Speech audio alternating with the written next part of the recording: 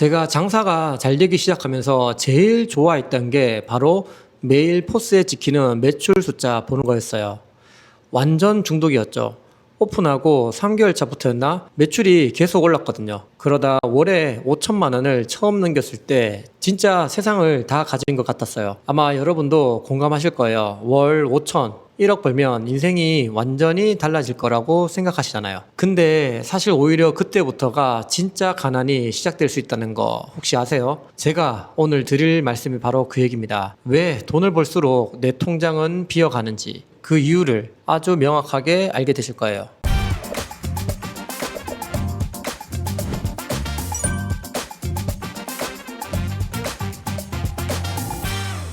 우리나라 자영업자는 전체 취업자의 약 20%입니다. 말 그대로 우리 사회를 지탱하는 큰 축이에요. 그런데 그중 상당수가 자산을 거의 쌓지 못한 채 살아갑니다. 의외로 매출 잘 나오는 사장님들도 여기에 많이 포함됩니다. 장사를 잘해도 부자가 되기는커녕 가난을 벗어나기도 어려운 구조가 만들어져 있습니다. 그 이유는 단순히 매출이 낮아서가 아닙니다. 돈이 새는 구조 때문만도 아니고 소비 습관 때문만도 아니에요. 근본적인 이유는 부에 대한 사고방식 자체가 잘못되어 있기 때문입니다. 여기 일식 돈가스 식당 사장님 예를 하나 들어볼게요. 매장 3개를 운영하고 있고 합산 매출이 월 2억 그리고 순이익은 2천에서 3천 정도 됩니다. 누가 봐도 성공한 자영업자입니다. 하지만 정작 그 사장님은 매달 불안한 마음으로 살아가고 직원 퇴직금 곧 내야 할 세금이 두렵다고 합니다. 왜 이런 상황이 생길까요? 오늘 이야기의 핵심이 여기 있습니다. 첫 번째 이유는 바로 이겁니다. 매출이 곧 내 돈이다 라는 착각이죠.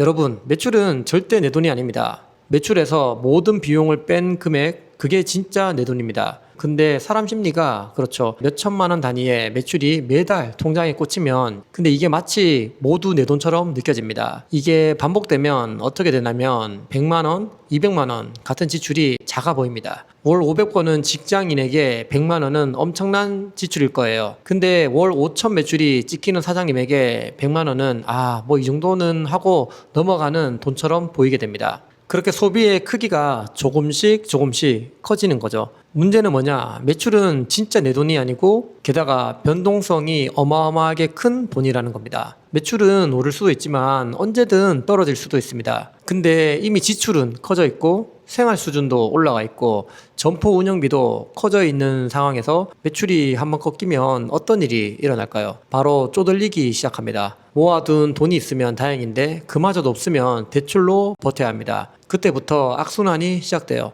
두 번째 이유는 매출 중독입니다. 매출이 잘 나오면 기분이 좋아지고 자신감이 생깁니다. 그 숫자를 유지하는 걸 넘어 더 키우고 싶어지죠. 그러면 어떻게 하냐? 큰 돈을 과감하게 투자하게 됩니다. 대표적인 게 바로 추가 점포 오픈이죠. 2호점, 3호점, 4호점. 근데 이건 반드시 알고 있어야 합니다. 점포가 늘어날수록 점포당 순이익률은 반드시 떨어집니다. 1호점 순이익률이 20%였다면 2호점 가면 10에서 15%, 3호점부터는 10% 유지하기도 어렵습니다. 왜냐하면 매장이 늘면 반드시 관리자, 즉 간접 인력이 필요해지거든요. 게다가 매출과 점포 수가 늘어나면서 사장님 본인의 소비도 함께 늘어나는 경우가 많습니다. 좋은 차, 더 좋은 옷, 여행, 취미, 내가 쓰는 돈도 점점 커집니다. 근데 다시 말하지만 매출은 절대 고정된 돈이 아닙니다. 매출이 떨어지는 시기가 한번 오면 그 늘어난 지출과 간접비들이 그동안 모아둔 돈을 싹 가져갑니다. 이 과정이 반복되면 겉으로는 점포 여러 개, 좋은 차, 직원도 많아 보이는데 실제 통장엔 늘 돈이 부족합니다. 저도 다 겪어봤습니다. 그래서 더 자신 있게 말씀드릴 수 있습니다. 성장하면 확장은 당연히 해야 됩니다.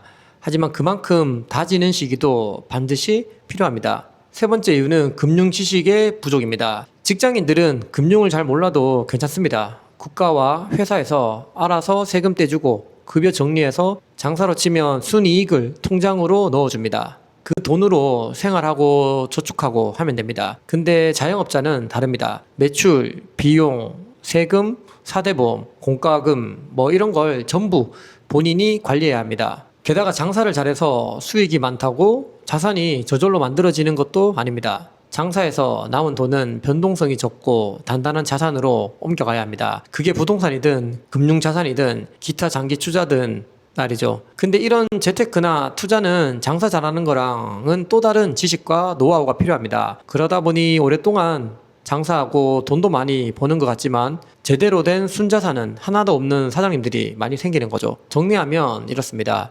장사는 소득을 만드는 활동이고 부자는 그 소득을 자산으로 만든 사람입니다. 아무리 장사를 잘해도 자산으로 전환하지 않으면 평생 직접 노동해서 버는 구조에 갇혀 있게 됩니다. 코로나 때 얼마나 많은 매장이 무너졌는지 다들 보셨을 겁니다. 장사는 유동적인 사업입니다. 하지만 자산은 나를 지켜주는 기반이 됩니다. 여기서 어떤 분들은 이렇게 말씀하실 수 있습니다. 아니, 장사하기도 바쁜데 자산까지 관리할 시간이 어딨어요? 맞습니다. 충분히 이해됩니다. 근데 반대로 이 질문을 한번 해보면 좋을 것 같습니다. 장사를 잘 하려는 노력의 절반만이라도 돈을 지키는 방법에 써본 적이 있는가? 신메뉴 개발하느라 쓰는 시간, 마케팅 배우는 시간, 점포 보러 다니는 시간, 이런 시간에 일부만 세금 공부, 회계 공부, 자산 공부에 써보면 10년 뒤 인생이 완전히 달라질 거예요. 자영업은 노동소득입니다. 한계가 있어요. 그래서 반드시 자산으로 전환하는 전략이 필요합니다. 매달 매출 5천만 원, 1억 이렇게 찍으면 그게 정말 부자인 걸까요? 답은 아니라는 거죠. 자산이 없고 지출 관리가 엉망이고 몸으로만 돈을 버는 구조라면 그건 사실 월급만 높은 노동자일 뿐입니다. 우리는 장사꾼에서 자산가로 관점을 바꿔야 합니다. 내 돈 아닌 돈은 쓰지 마세요. 장사의 돈과 생활비는 반드시 분리해야 합니다. 그리고 사장님도 월급 받듯이 자기 월급을 먼저 가져가야 합니다. 그리고 남은 돈은 꼭 자산으로 전환하세요. 부자는 많이 버는 사람이 아니라 버는 만큼 지키고 불릴 줄 아는 사람이더라고요. 오늘 준비한 영상은 여기까지입니다. 영상이 마음에 드셨다면 좋아요와 구독, 알림 설정 부탁드립니다. 장사도 잘 되는 것 같은데 왜 늘 가난할까? 이런 고민을 하고 계셨다면 오늘부터라도 진짜 부자로 가는 첫 단계를 시작하시길 바랍니다. 그럼 오늘도 파이팅입니다. 감사합니다.